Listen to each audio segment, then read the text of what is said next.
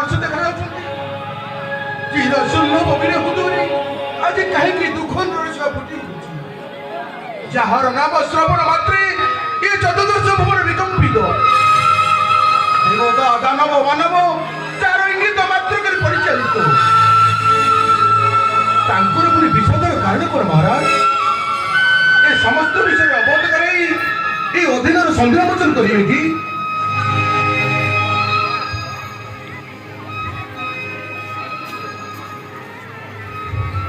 প্রশস্ত মহারাজ সুপর কৌরসী খবর ন পাই মনভর দুশ্চিন্তারে ভুলি যাଉଛି।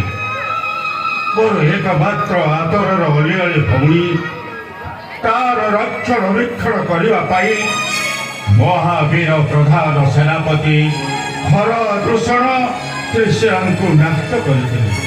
କିନ୍ତୁ ଏ ପର୍ଯ୍ୟନ୍ତ କୌଣସି ଖବର ନ ପାଇ ମନ ମୋର ଦୁଶ୍ଚିନ୍ତାରେ ଭରି ଯାଉଛି। ମହାରାଜ ତାଙ୍କ ପାଇଁ ଚିନ୍ତା କରିବା ଆପଣଙ୍କର ପ୍ରୟୋଜନ ନାହିଁ। ତାଙ୍କୁ ତ ରକ୍ଷା କରିବାକୁ ମହାବୀର ଖର ଦୂଷଣ ତ୍ରିଶିରାଙ୍କ ସହିତ 14,000 ସନ୍ଧି ଅଛନ୍ତି। ଅତଏବ ତାଙ୍କ ପାଇଁ ଭୟ କଣ ମହାରାଜ? ଆପଣ ନିଶ୍ଚିନ୍ତ ରୁହନ୍ତୁ, ଚିନ୍ତା କରନ୍ତୁନି ମହାରାଜ, ଚିନ୍ତା କରନ୍ତୁନି। ଭାରି ଗୁଣମତ ଭଉଣୀଟା ତ, ତା ପାଇଁ ତ ଭୟ କରୁ। ମଣିଷ କେତେ ଦିନ ହବ ଟିକେ ଶାନ୍ତିରେ ଥିଲା, ନଚେତ୍ ସବୁବେଳେ ସୌତୁଳି କରି ଲାଗିଥିଲା। ପ୍ରିୟେ ତମେ କଣ କହୁଛ? ଏ କଥା ତ କାହିଁ କିଛି ବୁଝା ପଡୁନି। ନାଇଁ ବୋଉ, କଣ ବା ଆଉ କହିବି? ଯାହା ପାଇଁ ମୁଁ ଭାବୁଛି ସେ କେତେ ଲୋକଙ୍କୁ ବିପଦରେ ପକେଇବା ପାଇଁ ଏ ସଂସାରରେ କାହାର ଶକ୍ତି ଅଛି? ପ୍ରିୟେ ମୁଁ ଦେଖୁଛି ସବୁଦିନେ ତୁମର ତାଠାରୁ ଅହନ୍ତା ଗଲା ନାହିଁ। କିନ୍ତୁ ସାବଧାନ, ତମେ ତା ବିଷୟରେ ଆଉ ଦିନେ ମତେ କିଛି ବୋଲି କହିବ ନାହିଁ।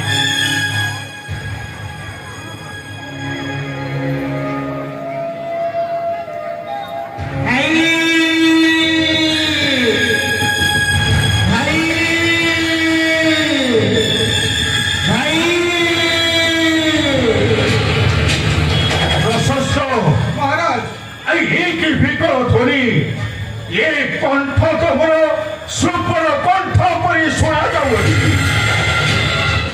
महाराज এই তো সুপর দেখি রক্তরে জর্জর হয়ে ধাই অଛନ୍ତି। মহারাজ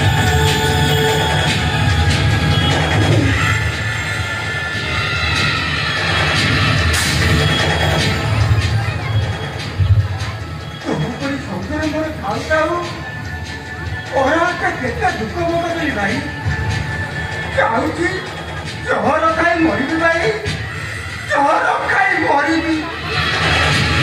শুভ তুনিব শুভ তুনিব এই কি আশ্চর্য দুর্দশা তোর। শীঘ্র করি মোর সন্দেহ মোচন কর। এ কি চমৎকার দেখুছি তো দেহ রকতে চঞ্চর তুহিল পরি তুহি তরে কান্দুছু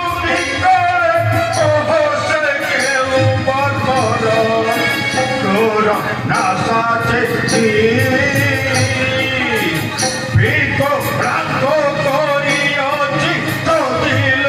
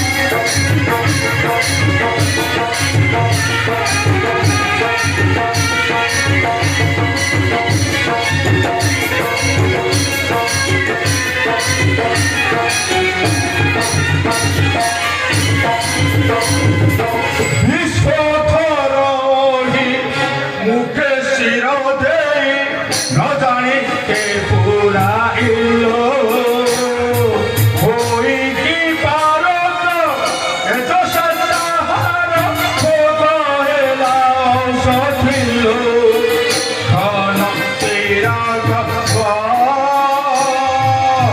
কহরে বাজি করি দেব ধর্ম অন্তরে গর্ব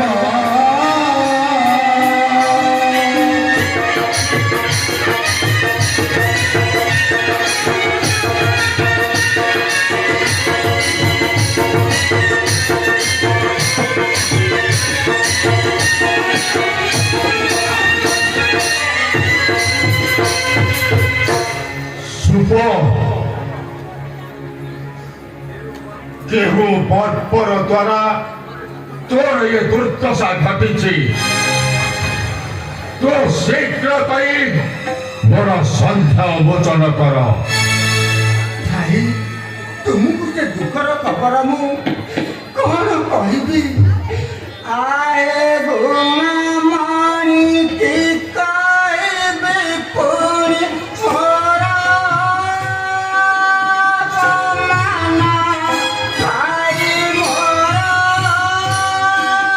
ଅପମାନ ତୁମ ପରିବାଇ ଏ ସଂସାରେ ଥାଇ କବିରି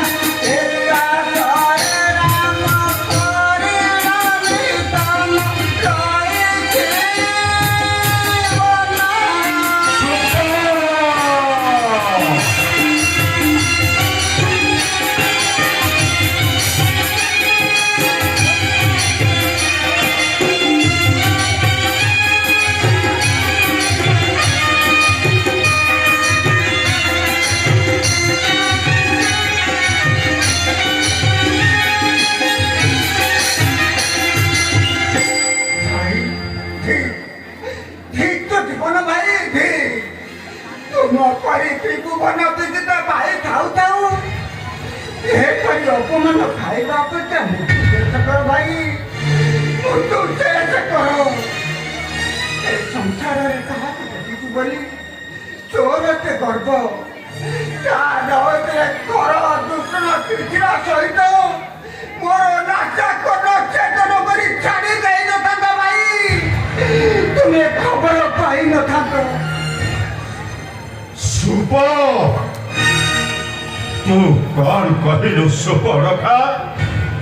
ତୋର କଥା ମୋର ପଞ୍ଚପାତ ପରି ଦେଖାଯାଉଅଛି। ପ୍ରତି ଲୋମ କୋପରେ ରକ୍ତର ପ୍ରଭାବର ବନ୍ୟେ ଥୁ ଥୁ ହୋଇ ଛଇ ଉଠୁଛି। আর সুপরখা তোমাকু একথা শরীর তো যাই চলিল পুরি যায় মাথা নবহারের কথা বিষয় কাজি এল আলো সুপরখা কারো জীবনরে নাহি পুরি আশা আলো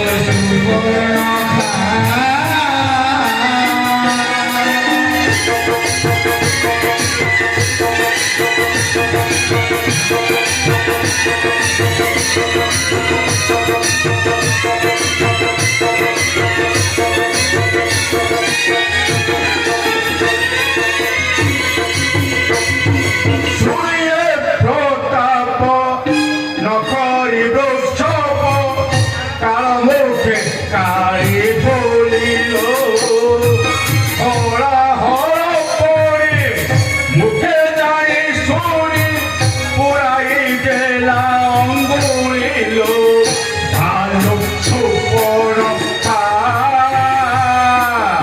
কারো জীবনরে নাহি পুরি আশা ভালো সুপরখা।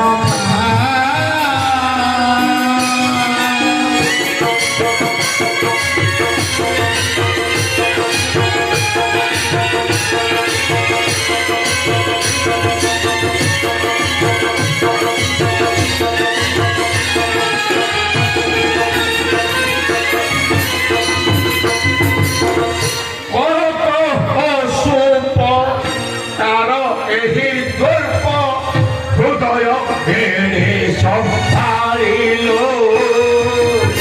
ଏ ଚଳି ଛଡ଼ାଇ ଦେବିକା ବଢ଼ାଇ କହେ ପ୍ରଭାକର ପାଇଲ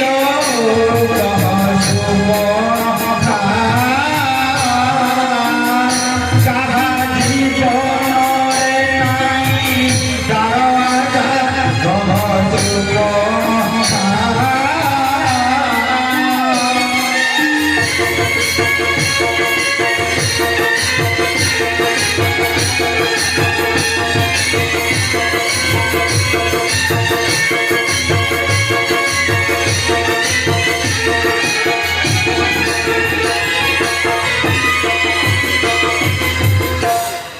ସୁପ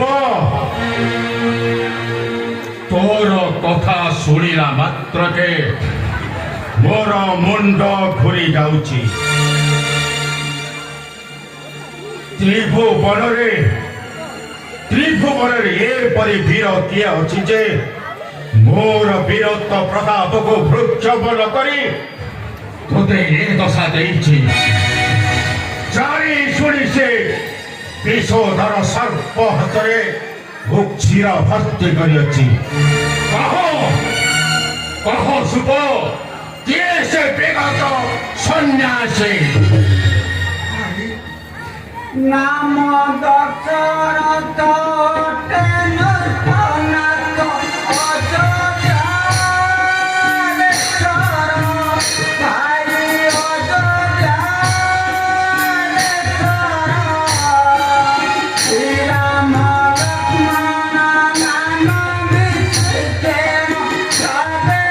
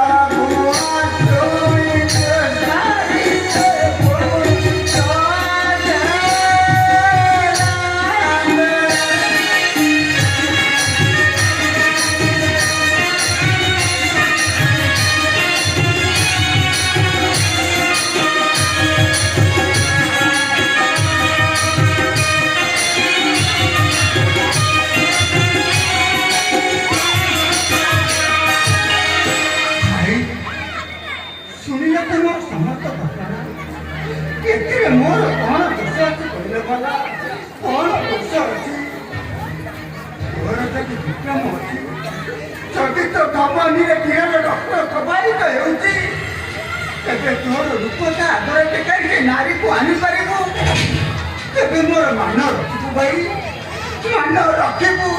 ଯଦି ନ ଆଣିପାରିବୁ ମୁଁ ନିଶ୍ଚୟ ମରିବି ଭାଇ, ମରିବି।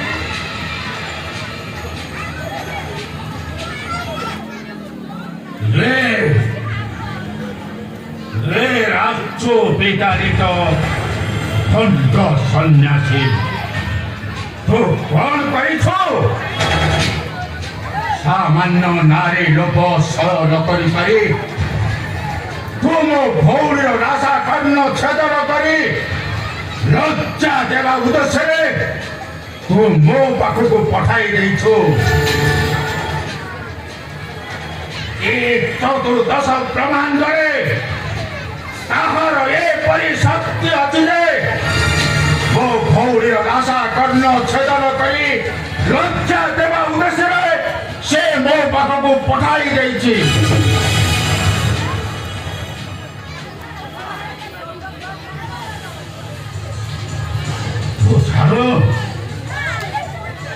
ଛାଡୁ ସନ୍ନ୍ୟାସୀ,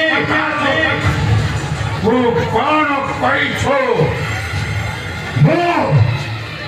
ମୁଁ କଳେ ବଳେ କୌଶଳେ ଅପହରଣ କରି ଆଣି ତୋ ବଂଶରେ କଳଙ୍କ ଲଗାଇଦେବି।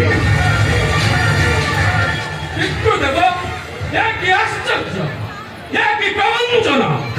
ଯେଉଁ ଇନ୍ଦ୍ରଜିତ ନାମରେ ଚତୁର୍ଦଶ ବ୍ରହ୍ମାଣ୍ଡ ଭିତରେ, ଯେଉଁ ଇନ୍ଦ୍ରଜିତ ଇଚ୍ଛା କଲେ କ୍ଷଣଙ୍କ ମଧ୍ୟରେ ତ୍ରିଭୁବନ ପରିତ୍ୟାଗ କରିପାରେ, ଯେଉଁ ଇନ୍ଦ୍ରଜିତ ସ୍ୱର୍ଗରେ ଇନ୍ଦ୍ରାଦି ଦେବତାମାନଙ୍କୁ ପରାସ୍ତ କରି ଆପଣଙ୍କର ପରିଚାର କରିପାରିବେ, ସେହି ଇନ୍ଦ୍ରଜିତର ବିୟୁତି ପ୍ରତି ସାମାନ୍ୟ ସନ୍ନ୍ୟାସୀର ଅତ୍ୟାଚାର ଅସହ୍ୟ ବିବାହ, ଅସହ୍ୟ।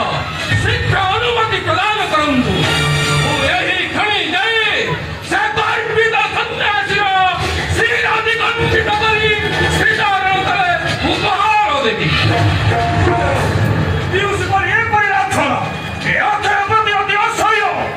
ଚତୁର୍ଦଶ ବ୍ରହ୍ମାଣ୍ଡରେ ଯେ ବିଜୟ କର୍ତ୍ତା, ସୁରପତି ଇନ୍ଦ୍ର ଯାଇକି ବନ୍ଦନ କର୍ତ୍ତା, ଇନ୍ଦ୍ରଜିତ ଯାହାର ଦୁଷ୍ଟ ଭାଇ, ସେ ଅକ୍ଷୟ ଦେଖା ପୁରୁଷ ନିର୍ମିତ। ଏହି କ୍ଷଣି ଅନୁମତି ଦିଅନ୍ତୁ, ସେ ନିର୍ଲଜ ଗର୍ଭ ସନ୍ନ୍ୟାସୀର ବନ୍ଦୀଗୁଣ ଦୁଇ ପଦ କରି ଆପଣ ଚରଣ ତଳେ ଉପହାର ଦେବି। ଧର ଧର ବାବୁ ଅକ୍ଷୟ, ଧର ଧର ବାବୁ ଇନ୍ଦ୍ରଜିତ।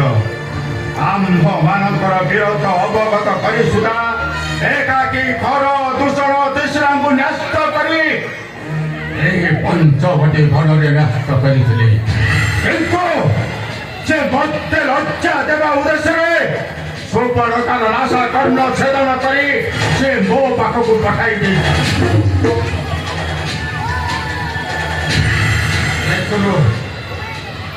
ଏଥିରୁ ଜଣା ପଡୁଛି ଆମ୍ଭ ମାନଙ୍କର ବୀରତ୍ୱ ବିକ୍ରମ ପରୀକ୍ଷା କରି ଏତେ ତରବର ହେବାଟା ଉଚିତ ନୁହେଁ। ତୁମ୍ଭେ ମାନେ ଯାଅ, ମୁଁ ତାର ଉପାୟ ସ୍ଥିର କରୁଛି।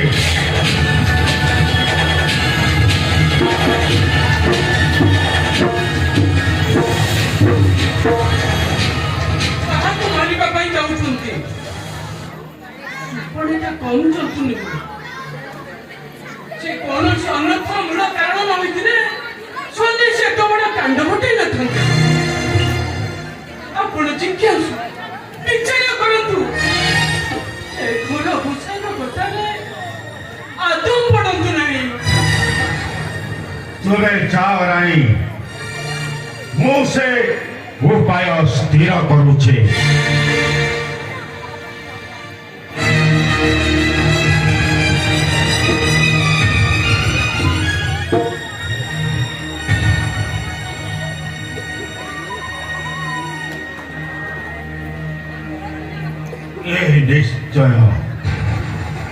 ଏ ନିଶ୍ଚୟ ସେଇ ଜନଙ୍କ ମନ୍ଦିର ଶିବ ଧନୁ ଭକ୍ତ କରି ନ ପାରି ମୁଁ ଫେରି ଆସି ଯେଉଁ ପରମା ସୁନ୍ଦରୀର ସୌନ୍ଦର୍ଯ୍ୟ ଆଜି ପର୍ଯ୍ୟନ୍ତ ମୋ ହୃଦୟ ପଟରେ ଲାଗି ରହିଛି। ଏ ନିଶ୍ଚୟ ସେଇ ପରମା ସୁନ୍ଦରୀ।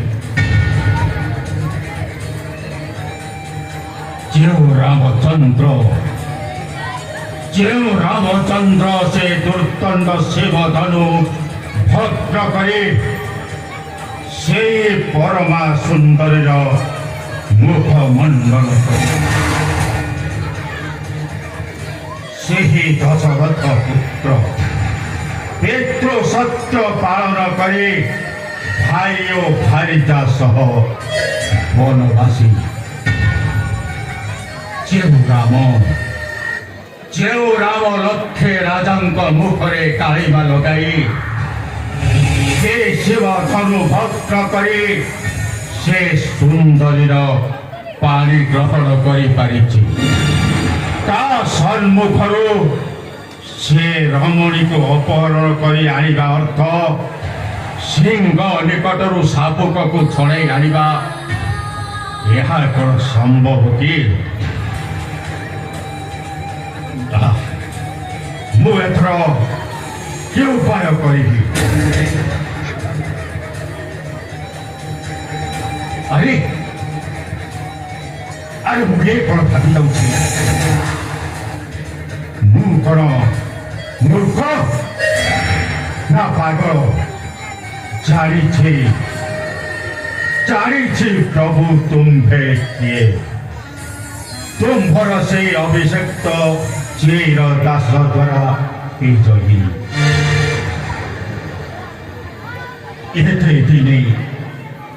ଏତେ ଦିନେ ମୋର ମନସ୍କାମନା ପୂର୍ଣ୍ଣ ହୋଇଛି। ଏ କରୁଣାମୟ ଦାସ ବତ୍ସଳ ହରି, এই চির দাস পাই ଆପଣଙ୍କର ଜନ୍ମ ଲାଭକ ପୂର୍ବ ସାର୍ଥକ ହେଇଛି।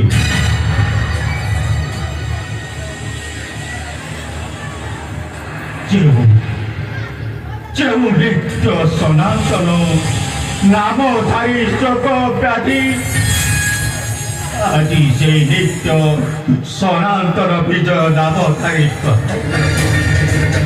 ଲକ୍ଷ୍ମୀଙ୍କ ଠାରୁ ଅଭିଶାପ ପାଇଲା ବେଳେ କହିଥିଲେ ଦେବୀ,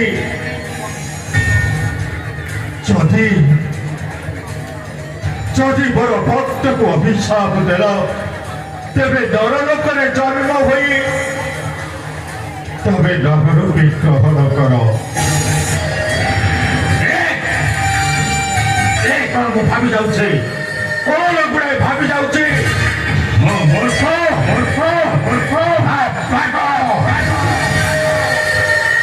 ନା, ମତେ ଏହା କରିବାକୁ ହେଲେ ମତେ ନିଶ୍ଚୟ ମାରି ଚଣ୍ଡିକାଟକୁ ଯିବାକୁ ହେବ।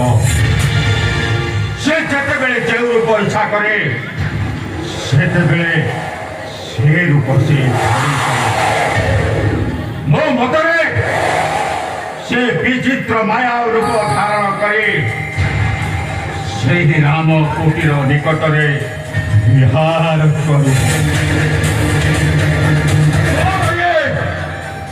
ସୁନ୍ଦର ରୂପ ଦେଖିଲେ ସୀତା ନିଶ୍ଚୟ ଲୋଭ କରି ମାରି ଆଣିବାକୁ ରାମକୁ କହିବ। ଆଉ ରାମ ଯେତେବେଳେ ମାରି ଆଣିବାକୁ ତୋତେ ଯିବ, ତୁ ସେତିକି ବେଳେ ତ୍ରାହି ଲକ୍ଷ୍ମଣ ବୋଲି କପଟ ଡାକ ଦେଇ ତୁ ତାକୁ ବହୁ ଦୂରକୁ ନେଇଯିବୁ। ଆଉ ଠିକ୍ ସେଇ ସମୟରେ କୁଟୀରରେ କେହି ନଥିବେ। ମୁଁ ସେଇ ସମୟରେ ଯୋଗୀ ବେଶ ଧାରଣ କରି ଭିକ୍ଷା ମାଗିବାକୁ ଯିବି। ସେ ଯେତେବେଳେ ଭିକ୍ଷା ଦେବାକୁ ମୋ ନିକଟକୁ ଆସିବ, ମୁଁ ତାକୁ ମୋର ରଥରେ ବସାଇ ଲଙ୍କାପୁରକୁ ନେଇଯିବି।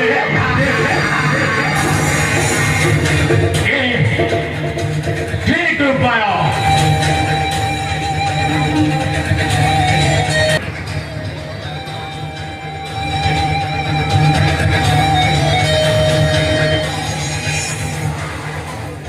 ରେ ଜନଙ୍କ ନନ୍ଦିନୀ ସୀତା ତୋତେ ଯେଉଁଦିନ ଠାରୁ ଦେଖିବ ହୃଦୟ ପଟରେ କଳଙ୍କର ଲିପିବଦ୍ଧ ହେଇଯାଇଛି ସେଇଦିନ ଠାରୁ ମୋ ହୃଦୟରେ ତୋ ରୂପ ବିକଶିତ ହୋଇଛି। ତୋତେ ଆଣି ମୋର ଚିର ବିକଶିତ ଆଶା ମୁଁ ପୂର୍ଣ୍ଣ କରିବି। ସ୍ୱାମୀ ପଣ୍ଡେ କହୁଥିଲେ କି ସ୍ୱର୍ଗ ମର୍ତ୍ତ୍ୟ ପାତାଳ ଜୟ କରି ସାରି ଏ ଦେବତା ମାନଙ୍କୁ ବଚସ୍କର କଲ ସେଥିରେ ପୁଣି କେଉଁ ରାଜ୍ୟ ବାକି ଅଛି ଯେ ଏ ରଥ ସଜା କରି ବାହାରିବ? ନାଇଁ ରାଣୀ ମୁଁ ରାଜ୍ୟ ଜିଣିବାକୁ ଯାଉନାହିଁ ଯାଉଅଛି ମୁଁ ପ୍ରତିଶୋଧ ନେବା ପାଇଁ। ଯେଉଁ ରାମ ମୋ ଭଉଣୀର ନାଶା କର୍ଣ୍ଣ ଛେଦନ କରି ଲଜ୍ଜା ଦେବା ଉଦ୍ଦେଶ୍ୟରେ ସେ ମୋ ପାଖକୁ ପଠାଇ ଦେଇଛି ଆଉ ମୁଁ ଯାଇ କଳେ ବଳେ କୌଶଳେ ତା ସ୍ତ୍ରୀକୁ ଅପହରଣ କରି ଆଣି ତା ବଂଶରେ କଳଙ୍କ ଲଗାଇ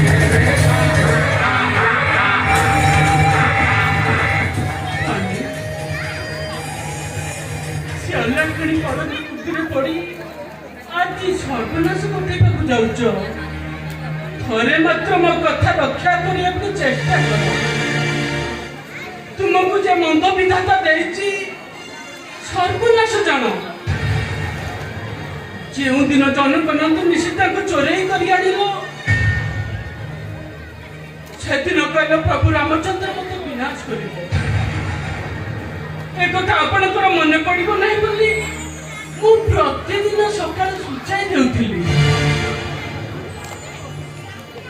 ସବୁ ଜାଣି ଶୁଣି ସୁଦ୍ଧା କିପରି ଏ କର୍ମମାନ କରିବାକୁ ଯାଉଛ? ଜାଣିଥାଅ ସ୍ୱାମୀ ଯେବେ ତୁମ ଯିବ ମୁଁ ନିଶ୍ଚୟ ଆତ୍ମହତ୍ୟା କରି ବସିବି।